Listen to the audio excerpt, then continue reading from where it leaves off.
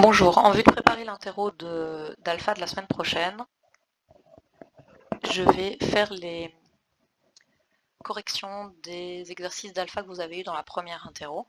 Alors selon la classe dans laquelle vous êtes, vous avez eu des problèmes différents, donc je fais les deux corrections ici. Si vous avez eu... faites le deuxième exercice que vous n'avez pas eu avant de regarder la correction, comme ça vous entraîne un peu plus. Alors, le premier exercice,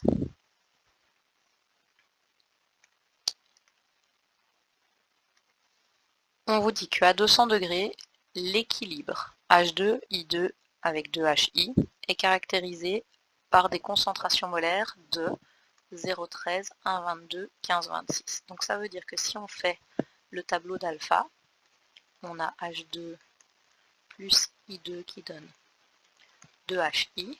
On sait qu'on part d'une concentration initiale, qu'on a une variation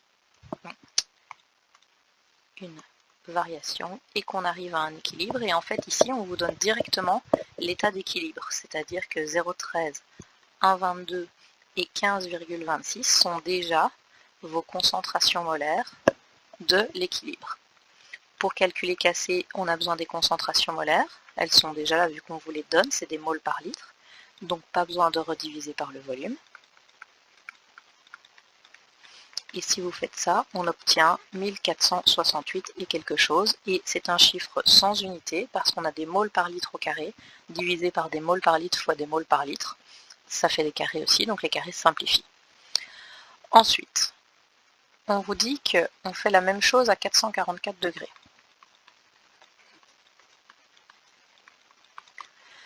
Mais qu'on introduit 2,94 de diiode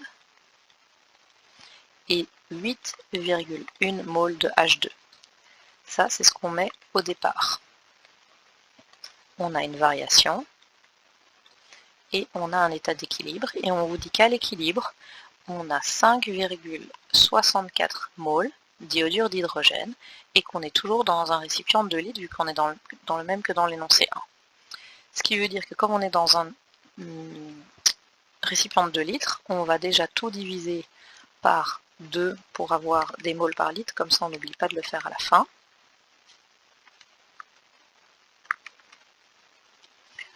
« 1,47 quand on divise par 2, et ça donne 2,82. Donc ça c'est des moles par litre.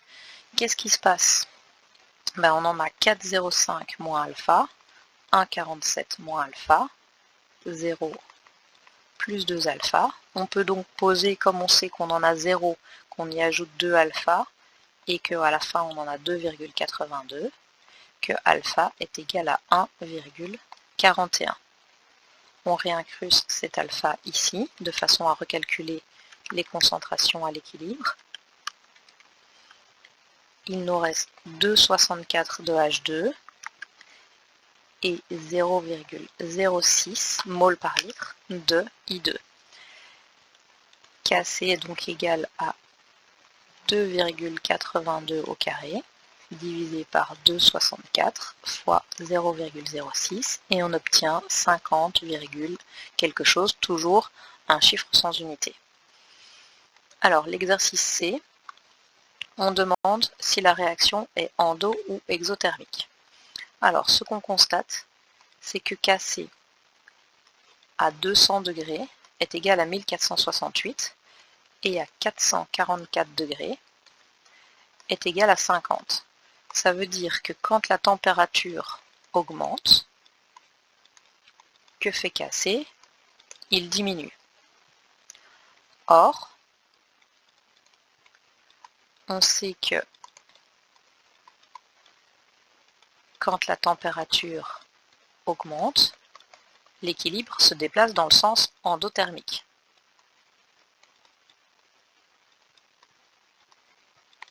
Et ici, le fait que Kc diminue, ça veut dire que plus la température augmente, plus les produits diminuent. Ça veut dire que si je reprends mon équation de H2 plus I2 qui donne 2HI, Le fait que la température diminue, que la cassée diminue veut dire que j'ai moins de produit, donc que l'équilibre se déplace par là. Ça signifie que par là, c'est le sens endothermique, vu que quand l'équilibre se déplace par là, c'est quand j'ai augmenté la température. Donc, ça veut dire que la réaction vers la droite était exothermique. Voilà, ça c'était pour le premier exercice. Pour le second, alors on dit que dans un récipient, on introduit 0,1 mol de H2 et 0,3 de CO2. Qu'on laisse l'équilibre s'établir. Donc ça, c'est le début. Il y a une variation qui se passe. Et puis on a l'équilibre. Donc 0,1, j'en ai une partie qui disparaît. 0,3, j'en ai une autre partie qui disparaît. Et ici, j'ai une partie qui apparaît et une partie qui apparaît. Qu'est-ce qu'on dit?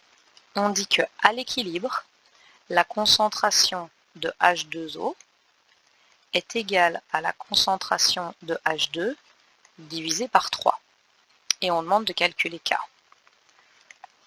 Alors, qu'est-ce que ça veut dire ça? Mais ça veut dire qu'en gros, quelle est la concentration ici de H2O? La concentration d'H2O, elle correspond à alpha. Je vais en avoir exactement alpha. La concentration de H2, combien il m'en restera à l'équilibre? 0,1, duquel j'aurais enlevé alpha.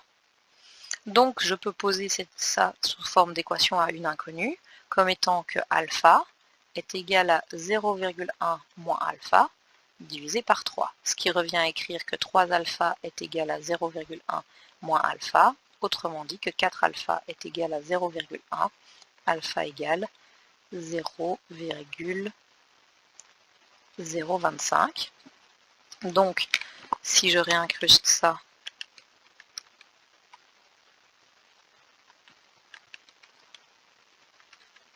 dans mon équation, 0,1 moins 0,025, il m'en reste 0,075, 0,3 moins alpha 0,275, et ici j'en ai 0,25 et 0,025. Pour calculer KC, je dois faire 0,025 fois 0,025, parce que l'H2O était bien gazeux. Donc attention, si H2O avait été liquide, je ne l'aurais pas du coup mis. Enfin, j'aurais pas mis le deuxième 0,025, divisé par 0,075 fois 0,275. Et si on calcule ça, ça donne 0,025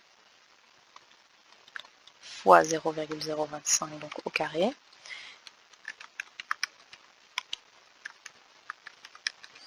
Ça donne 0,03. J'ai de nouveau un chiffre sans unité. Alors, un truc sur lequel je voulais revenir 2 minutes. Quand on divise par le volume. Donc, attention.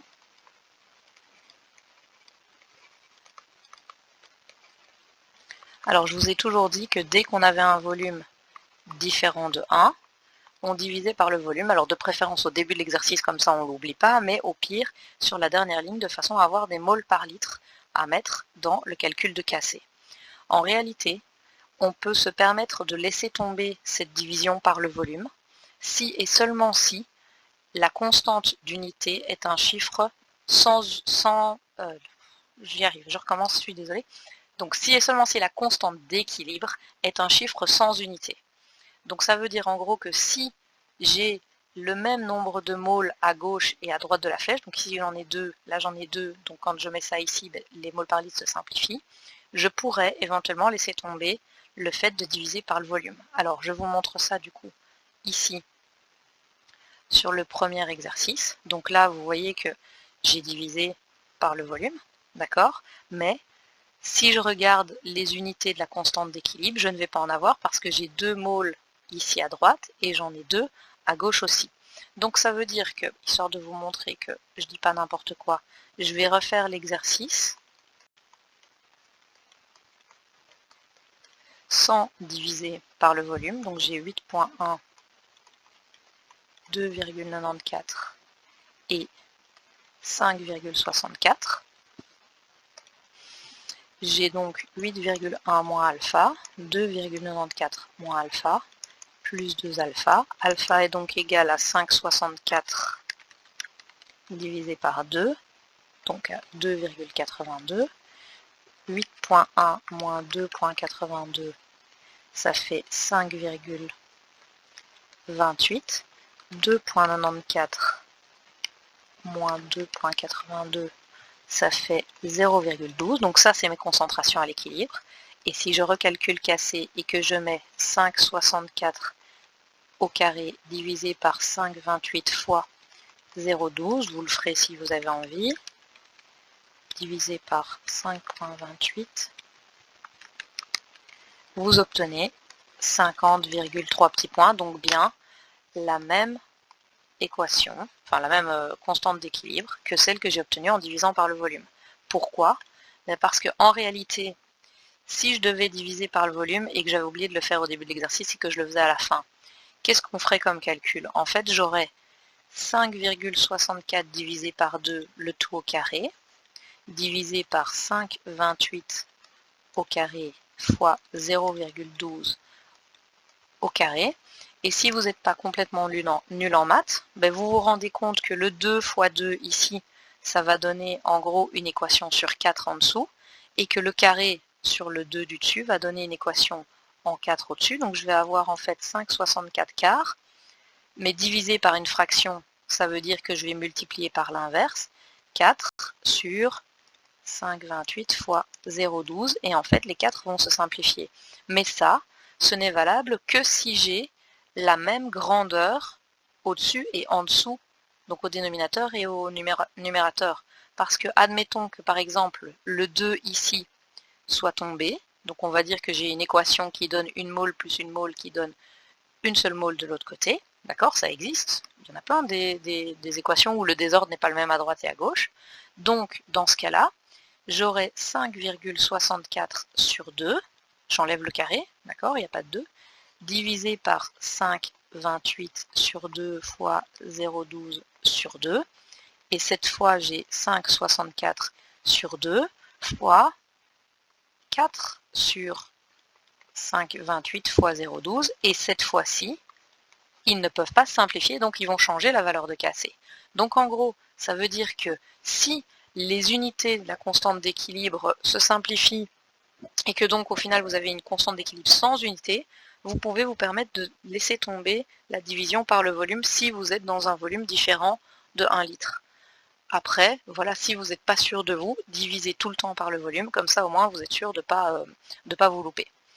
Donc voilà, j'espère que c'était clair et que la prochaine interro se passera bien.